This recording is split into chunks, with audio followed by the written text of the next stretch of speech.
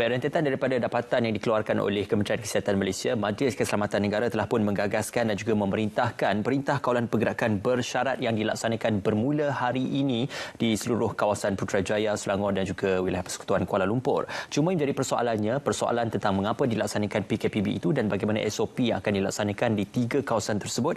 Kita terus saja menghubungi Datuk Rozi Mat Saad, Timbalan Ketua Pengarah Keselamatan Negara, Pengurusan Keselamatan Majlis Keselamatan Negara MKN. Assalamualaikum, selamat pagi Datuk. Apa khabar?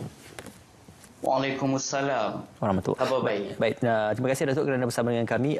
Ini satu perkara yang cukup menarik untuk kita bincangkan tentang Perintah Kawalan Pergerakan Bersyarat yang dilaksanakan di Lembah Kelang khususnya.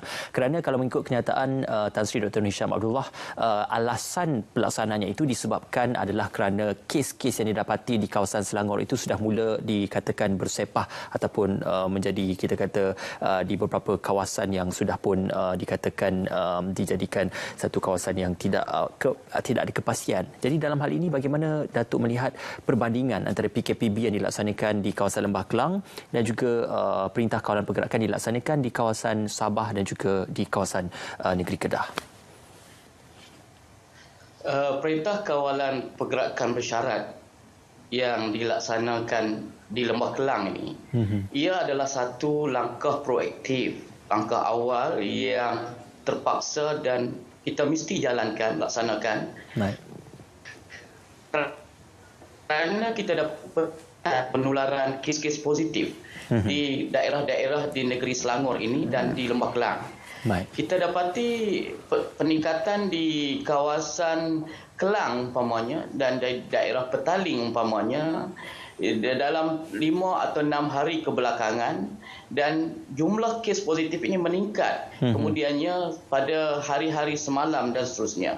Jadi dalam kes ini, usaha kita di Lembah Kelang ini ialah untuk memutuskan rantaian ini supaya ia tidak merebak, kerana densiti di kawasan ini adalah amat tinggi, iaitu jumlah kepadatan penduduk yang amat tinggi.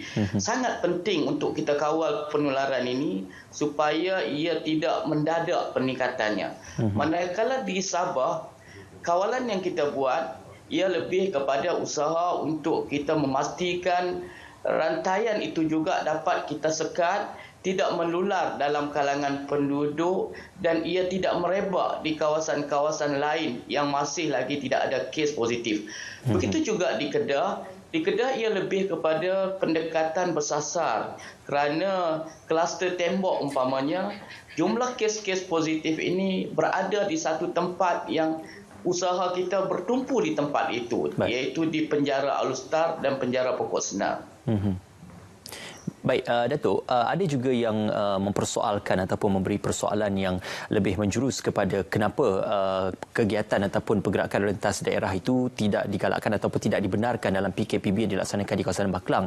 Kerana sewaktu PKP yang dilaksanakan, Selangor, Putrajaya dan Kuala Lumpur dikategorikan sebagai satu kawasan yang dikatakan boleh untuk dilawati asalkan tidak keluar daripada persempadanan negeri. Jadi dalam PKPB untuk Selangor, Putrajaya dan Kuala Lumpur kali ini, mengapa pergerakan rentas daerah itu tidak dibenarkan?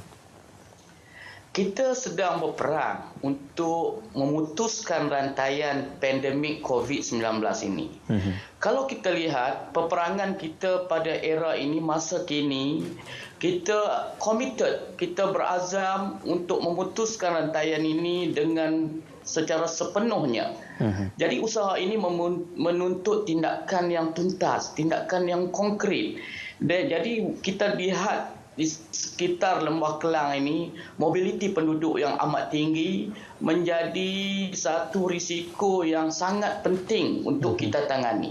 Jadi risiko ini kita melihat dan berbincang, dan kita melihat melalui pendekatan supaya pergerakan antara Kuala Lumpur, Putrajaya dan juga Shah Alam umpamanya yang kita tidak benarkan ini adalah menjadi instrumen yang boleh mempercepatkan tindakan kita untuk menangani atau menurunkan kadar penularan kes-kes positif ini.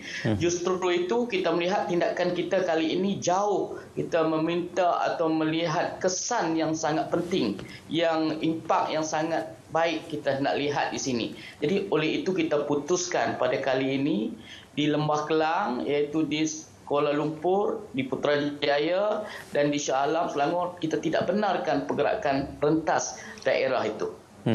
Datuk, kalau kita lihatkan di laman media sosial bermula semalam selepas pengumuman oleh Yang Berhormat Datuk Seri Ismail Sabri Yaakob, di kawasan-kawasan lebuh raya utama dilihat keadaan trafiknya itu sesak kerana ramai yang berpusu-pusu keluar untuk daripada kawasan Lembah Kelang dan pulang ke kampung halaman masing-masing. Jadi gambaran kepada situasi ini tidakkah membimbangkan MKN sendiri, kerana walaupun kita melaksanakan PKPB di Lembah Kelang, tetapi kalau sekiranya masyarakat di Lembah Kelang keluar dari Lembah Kelang pulang ke kampung masing-masing, tidakkah ia akan menjadi satu sporadic case yang lebih besar lagi? Ya, ia sebenarnya sangat membimbangkan Majlis Kesempatan Negara, Kementerian Kesihatan dan Kerajaan. Saya yakin semua rakyat akan merasa bimbang melihat keadaan ini. Oleh itu, kita menyeru kepada rakyat supaya memahami hasrat, falsafah di sebalik pelaksanaan PKP ini dan SOP yang diperketatkan, dinyatakan oleh kerajaan, dan peranan rakyat di sini ialah mematuhi, mengikuti sepenuhnya SOP ini. Kerana apabila kita berada di Lembah Kelang, kita tidak tahu sama ada kita ini pembawa atau tidak. Baik. Kita mengambil keputusan untuk pulang ke kampung.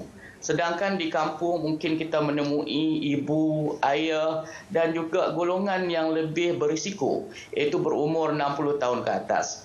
Jadi kebarangkalian untuk kita menyebarkan pandemik ini adalah sangat tinggi. Jadi hasrat kita nak mengawal di kawasan Lembah Kelang ini, kita bimbang ia akan menular ke kawasan-kawasan yang masih lagi hijau, yang kes-kes positifnya tidak ada. Jadi tentulah usaha ini akan jadi satu usaha yang berpanjangan. Dan kita sebenarnya semua sudah rasa letih, semua pasukan frontliner kita berasa letih, bekerja begitu kuat. Jadi marilah kita sama-sama berusaha memainkan peranan, memahami hasrat ini dan bertindak seperti mana yang kerajaan pohon dari rakyatnya. InsyaAllah.